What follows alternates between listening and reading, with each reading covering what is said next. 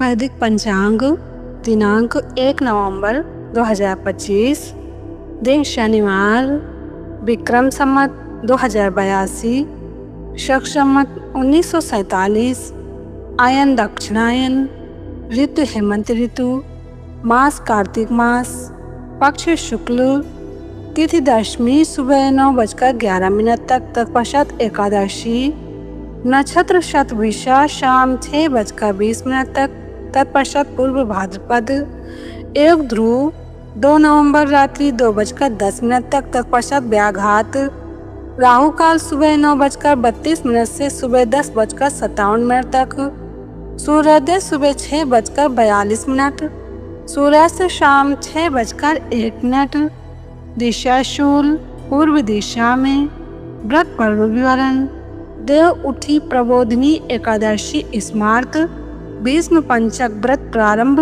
पंचक विशेष। हर एकादशी को श्री विष्णु सहस्रनाम का पाठ करने से घर में सुख शांति बनी रहती है। राम रामेति रामेति रमे रामे मनोरमे सहस्रनाम तातुल्यम राम नाम वरानने। एकादशी के दिन इस मंत्र के पाठ से विष्णु सहस्रनाम के जप के समान पुण्य प्राप्त होता है। एकादशी के दिन बाल नहीं कटवाने चाहिए। एकादशी को चावल व साबूदाना खाना वर्जित है। एकादशी को सिमी सेम न खाएं, अन्यथा पुत्र का नाश होता है। जो दोनों पक्षों की एकादशियों को आंवले के रस का प्रयोग कर स्नान करते हैं, उनके पाप नष्ट हो जाते हैं। वैदिक पंचांग कार्तिक शुक्ल त्रयोदशी।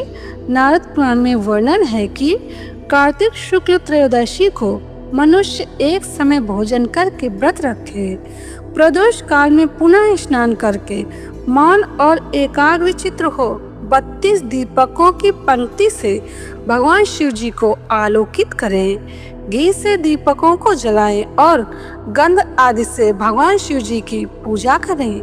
फिर नाना प्रकार के फलों और नैवेद्यों द्वारा उन्हें संतुष्ट करें। इस प्रकार व्रत करके मनुष्य महादेव जी के प्रसाद से इहलोक के संपूर्ण भोग कर अंत में शिवधाम प्राप्त करता है।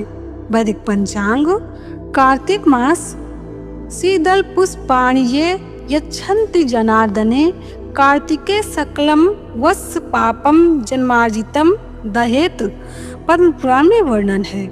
ब्रह्मा जी नारद जी से कहते हैं, हे वत्स, जो लोग कार्तिक में भगवान जनार्दन को तुलसी के पत्र और पुष्प अर्पित करते हैं, उनका जन्म भर का किया हुआ सारा पाप भस्म हो जाता है।